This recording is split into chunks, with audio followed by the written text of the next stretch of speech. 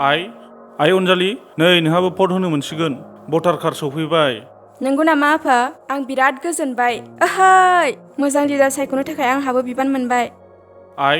भटखौ खिन्थु नांगोलाव होनांगोन दै जोंहा गोदोनिफ्रायनो बावनो होखायो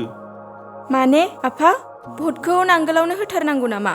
औ फिसा नांगोल माने BPF नोंलाय मिथिखाया होमबा गुबुनाव होबा माबा गोरोन्थि जागोन नामा आफा जागोन फिसा बिराद गिदिर गोरोन्थि जागोन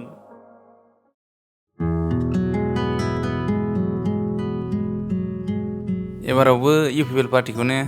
सरकार दागोनखौ आं आसा खालामदों माथो जेरावबो लोब लोब मानसिथार आदा मा नायबाय थाखो नै आं मबाइलसो नायबाय थादोंमोन ओमफ्राय माबा खबर बहानिफ्राय फैखो बाजैयालाय न'आव गैया नामा गैया बहा थांखोथाय आंबो खिथालाङाखै माबा दादा आहाबो भट होनो मोनसिगोनथ' ए नोंनाव भटार कार्ड सफैबाय सोरनाव होगोन नोंलाय मोजाङानो जाबाय दे नोंलाय अबाव होगोन आंबो बेयावनो होगोन आंथ' UPPLआवनो होगोन नोंलाय आंजों मा लोब्बा जायखिजाया मोजां पार्टियाव होनो नाजाबानो जाबाय मा होननाय जाखो नोंना गावनो होनबाय UPPLआव होगोन आरो बुंबावबाय मोजां पार्टियाव होनो नाजा मा UPPLआ मोजां नङा नामा होनबालाय आं आफा होननाय बायदि नांगोलावनो होनोसै ओइस नङा कारापसन BPFआव होनाय मानि बिटिआरआ दंस जानाय UPPLआव होनाय मानि बिटिआरआ जौगाखांनाय नोंथ' लेखा रोंखायोना ना नोंखौ सोरबा नांगोलाव भट होनो थिनदों नामा बिदि गोरोन्थि डिसिजनखौ नों मालाबाबो लानो नाङा नोंलाय मिथिखायो माथो आफाया गोदोनिफ्रायनो नांगोलाव होयो बेनिखायनो आंखौ आफाया जबरदस्ति नांगोलावनो होनो थिनथाबदों जानो हागौ नोंसिनि आदैया गोदोनिफ्रायनो BPFआव भट होबोदों नाथाय मा डेभेलप जादों सोर डेभेलप जादों होननानै बुङोब्ला बै थिकादार कन्ट्रेक्टरफ्राल' माहाजोन डेभेलप जादों नाथाय गामिनि रायजो राजाफ्रा रावबो डेभेलप जायाखै बिनि एग्जाम्पला नोंसिनि आदैयानो नोंसिनि आदैया माबा डेभेलप जादों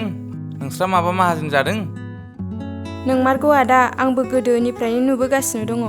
नोंथ' लेखा रोङा नङा रोंबाय बुजिनो हानाय नोंहाबो गोहो दं जायखिजाया भट होनायनि डिसिसनखौ लानांगौआ गाव गावनिसो बिबान ओइ नोङो खनसे सार राखेबनाव सोंना नायनाय सारा जोबोद मोजां मानसि आरो बिथाङा फोरोंगिरिबो नोंनो मोजां एडभाइस होगोन सारा नों सारनाव खनसे सोंना नायनायबानो जाबाय नों थिगखौनो बुंदों आदा आं होनबा सारनाव खनसे सोंना नायबावनोसै मानो होनब्ला आं आंनि गिबि भटखौ दैयाव थांगारहोनो सानाखै थाथ' होनबा दे सार इलेक्सनाथ' खाथिनिफ्राय खाथि सफैथारबाय दा इलेक्सननि सोमोन्दै मोजां गाज्रि खबरखौ लानो फैदोंमोन दे मोजाङानो जादों औ आदै आं फैनाया एसे उसुबिदासो जाबाय नामा माबा माबि रायलायदोंमोन खोमा आदै जों माबा माबिसो रायलायदोंमोन जेबो खोथा नङा दे जिराय जागोन दे आदै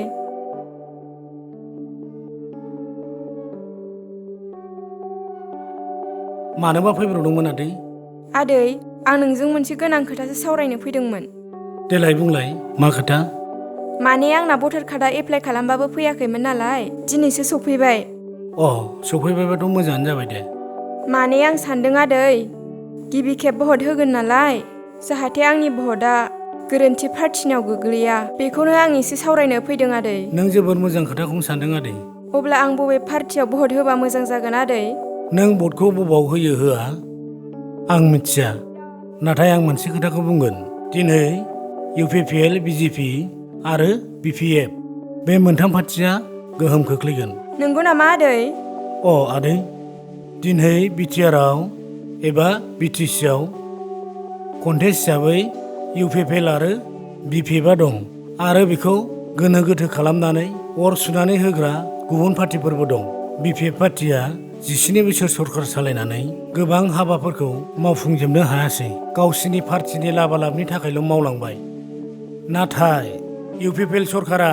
5 बोसोरल' सरकार सालायनायावनो गोबां मोजां खामानि मावबोबाय गामि जौगानायनि थाखाय गोबां आसनि होदों आरो सोलोंथाइनि थाखाय बांसिन हाबा मावदों जेरै सुपार 50 आरो गोबां सुबुंफोरनो हानि पाट्टाखौबो राननानै होबाय आरो सान्थिबो फैबाय आं गोबां खोथा बुंला UPPLनिफ्राय BPFआ गोबां सोलोंनांगौ दं आं बुजिबाय आदै आफा बुंनाय आरो नोंनि बुंनाय गोबां फाराग दङ आं सानो आफाया सिंसा जेबो उदिस लायालासे बुजियालासे दिनैसिमबो गोरोन्थि पार्टिनोसो भट होबोगासिनो दङमोन आं दा आंनि मोनदांनाय आरो नुबोनायनिफ्राय फाइनाल डिसिसनखौ लानो हाबाय सोरनो भट होनांगौ आरो सोरनो भट होनाङा नों बुजिनो हाबायब्ला मोजाङानो जाबाय दे आदै नाथाय मोनसे खोथाखौ गोसोआव ला नोंनि गिबि खेब भटआ जाहाथे गोरोन्थि पार्टिनाव गोलैया थेंक इउ आदै आंनो मोजां गियान होनायनि थाखाय आफाखौबो आङो मोजां पार्टियाव भट होनो थाखाय खावलायगोन आरो आंनि लोगोफोरखौबो। आं नायबिजिरनानै मोनदांबाय जे नंमारगौ प्रमद बर' दैदेननाय UPPL सरकारनि सान्थौआ जोबोद बाख्नायजाथाव। दिनै आं बुजिनानै मोनबाय जे गोजोन खौसेथि आरो जौगानायखौ प्रमद बर' दैदेननाय UPPL सरकारानो लाबोदों। बिनिखायनो फिन खेबसेबाव नोंथांमोनखौ UPPL सरकारनि ट्रेक्टरनि सावगारियाव भट होनो थाखाय खावलायनाय जाबाय। फिन आरोबाव प्रमद सरकार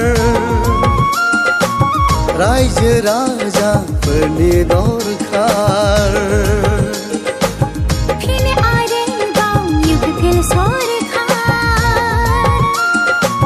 बयनिबो आंगो प्रमद सरकार।